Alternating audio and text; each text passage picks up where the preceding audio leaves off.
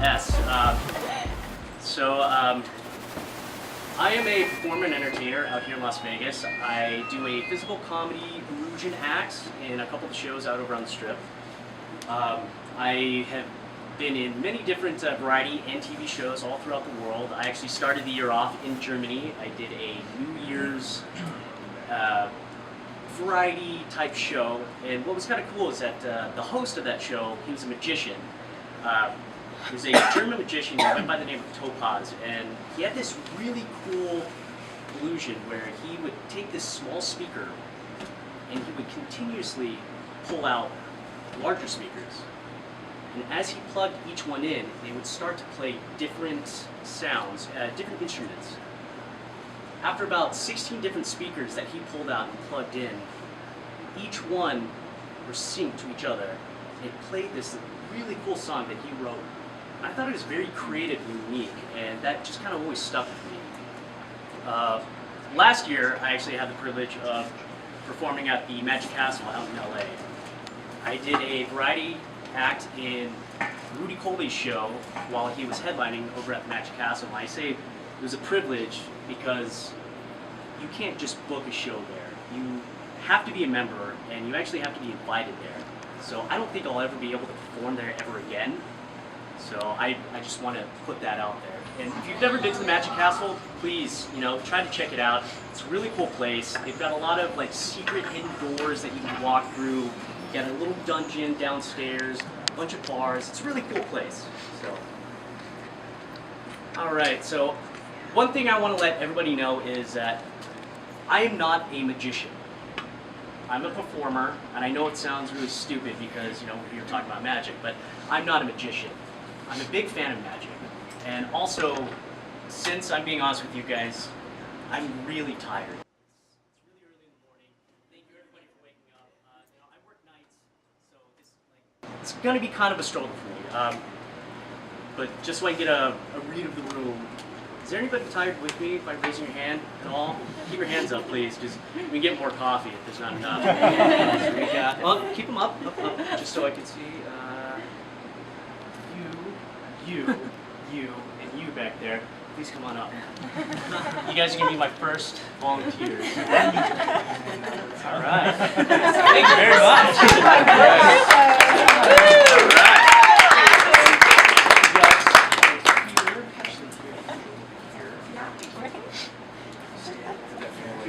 Hey, cool.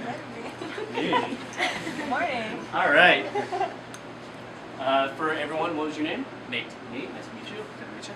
Ruthie. Ruthie, nice to meet you. Robert. Robert. Katie. Katie, nice to meet you. All right, guys. So what I'm going to do is I'm going to do a small trick for you guys. Please put out your hand, Nate. What I'm going to do is that I'm going to put an imaginary deck of cards. Okay, I want you to keep your hand right on top of it. I want you three to put your hands out exactly like this. Like this. All right, awesome. So what I'm going to do is I'm going to magically transfer this imaginary deck into her hand, then to his hand, and then to her hand. You guys believe me? Yes. So what I want you to do is that I want you to answer this question aloud to me and to everybody else. I want you to pick between red and black. Black, all right? The blacks are going to stay in your hand. I'm going to transfer the reds right to yours. Did you feel it? Sure. I felt your hands. But... So, well, we got all the red cards in your hands. You want to pick someone else? No. All the red cards in your hands. Okay. So I want you to choose between numbers or faces. Faces. Faces, all right. I'm taking those faces. I'm putting all of them in your hands. So you have all the red face cards, all right? I want you to choose guys or girls? Guys. Guys, all right. You're going to hold on to all those guys. I'm going to put all the women in your hands. So we've got the red, Got you guys. diamond, and the hearts, the queens. I want you to choose between diamonds or hearts. Hearts. The hearts. No, it's fine. Queen of Hearts. Queen of Hearts. Queen of Hearts it is. I'm sorry, guys. Like I said, it's really early in the morning and I already screwed it up. But it's all right. It's all right. What I'm going to do is, I need you guys to stop. You guys put your hands down now. I need you guys to focus really hard on this deck of cards, okay? Queen of Hearts, she's kind of tired as us, so focus really hard on this deck, and hopefully we can wake her up, all right?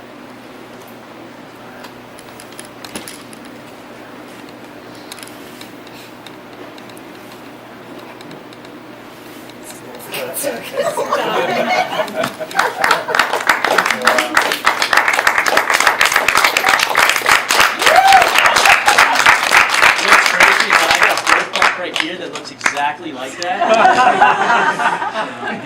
Should have been checked out. Yes, thank you so much. Please give them a round of applause.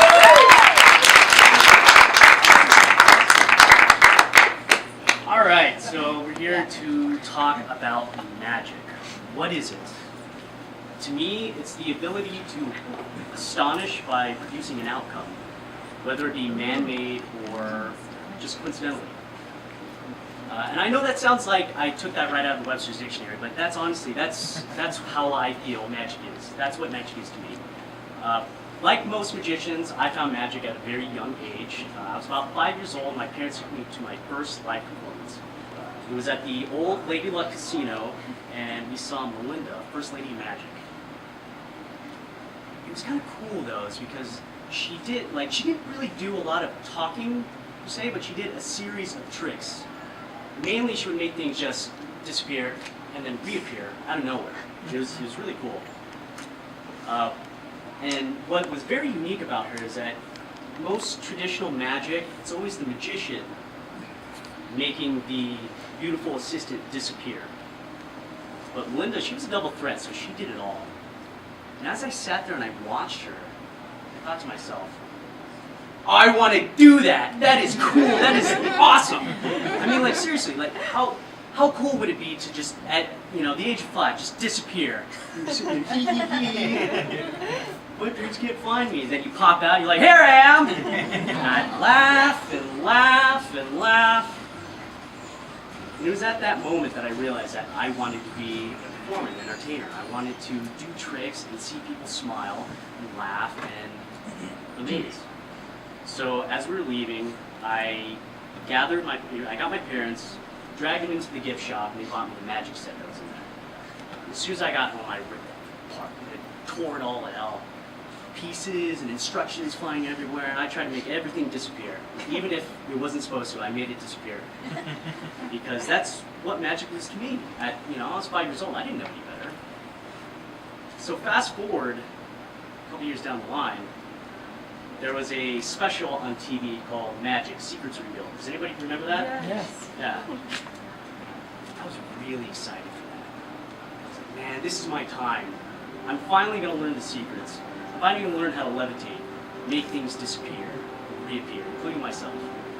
So, I took a blank tape, I popped that baby right into the VCR, and my eyes were glued onto that screen.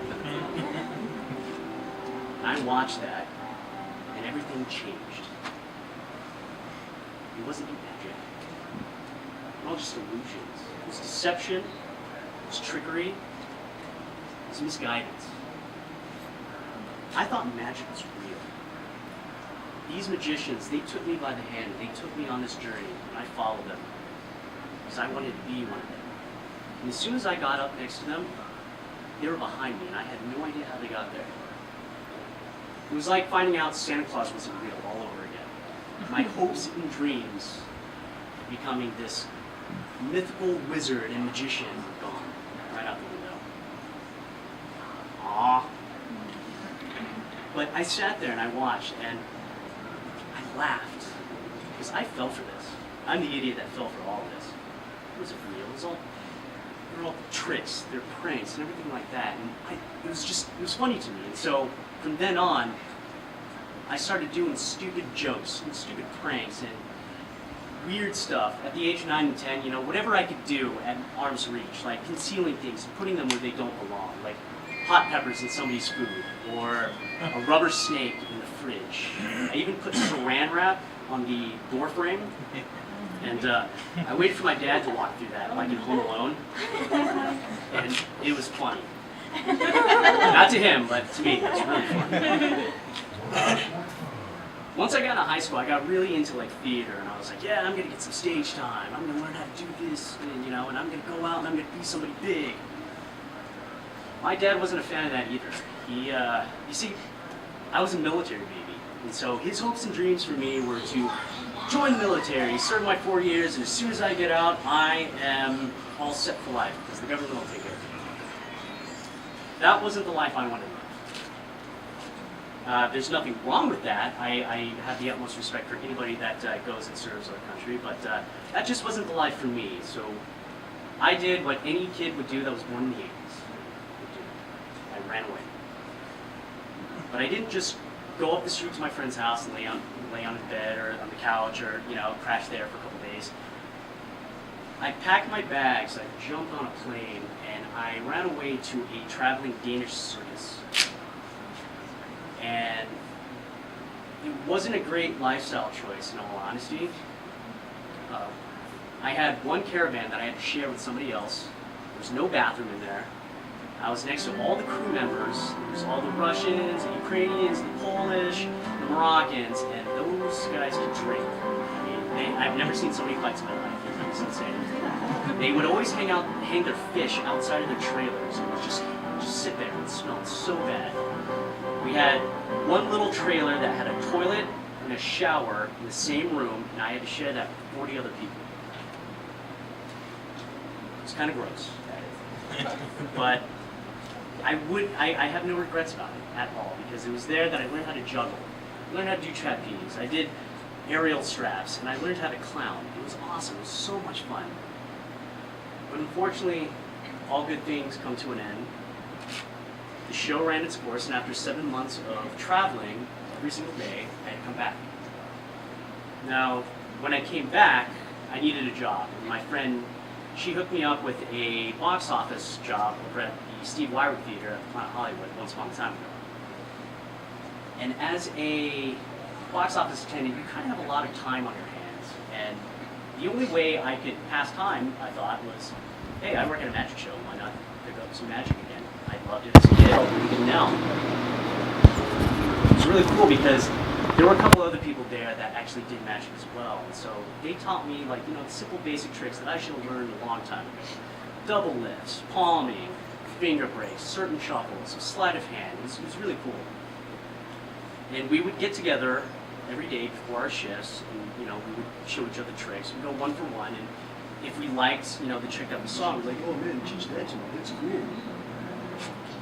So I wanted to be the best. So I went home and I sat in front of the mirror and I sat there for hours and hours and hours, just practicing different, sleight of hands, concealing cards, everything. If I could see it in the mirror, everybody else on the other side could see it too. I wanted it to be perfect. And I would sit there for hours and talk to myself, practice my spiel, make sure that was good so I didn't stutter or anything like that. Once I got that good enough, I went over to my roommates, and I did it over and over and over and over again for them. Until I thought it was good, or until they told me, dude, shut up, it's good, it's slow now.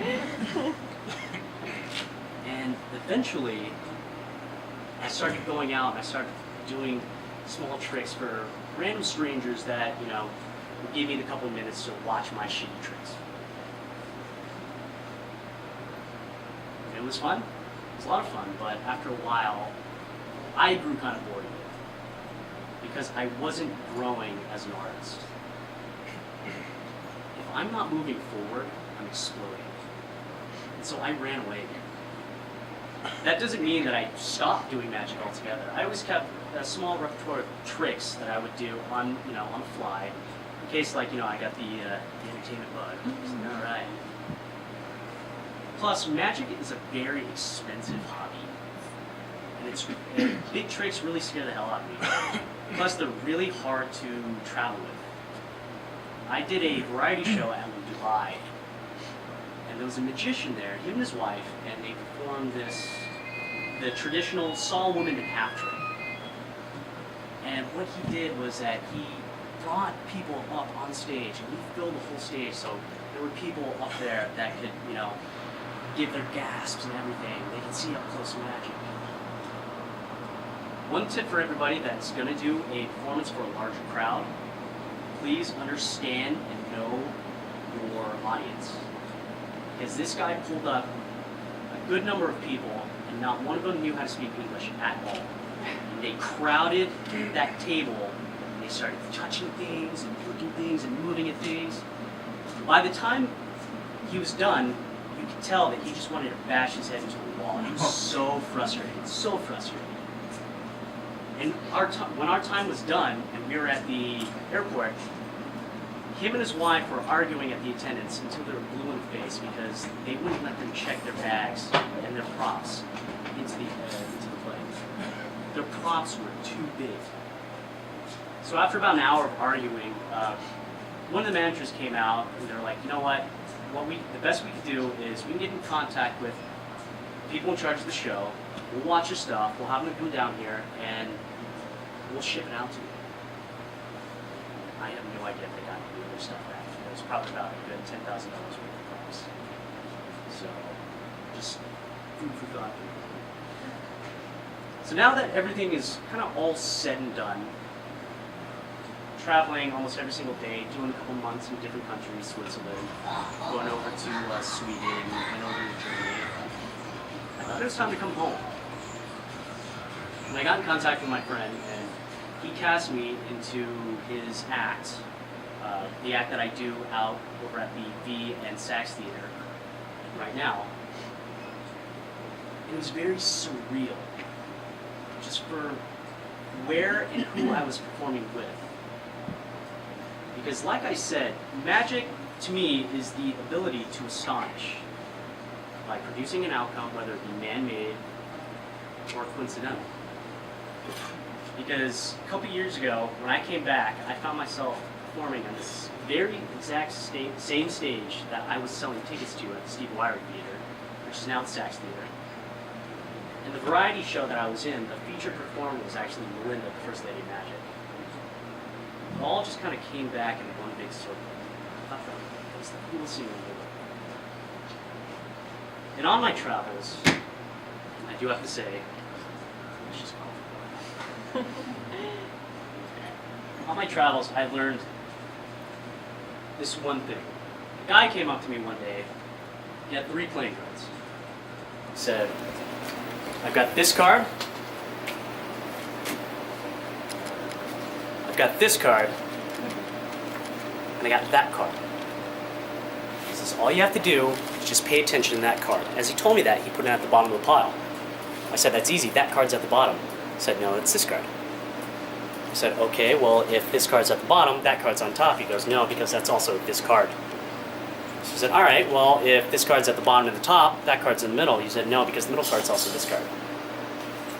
So I said, you're using 3 of this card. He's like, no, because that card's at the bottom. I was like, whoa, how's that possible? That was just this card. He's like, yeah, so it's top. Now it's also that card.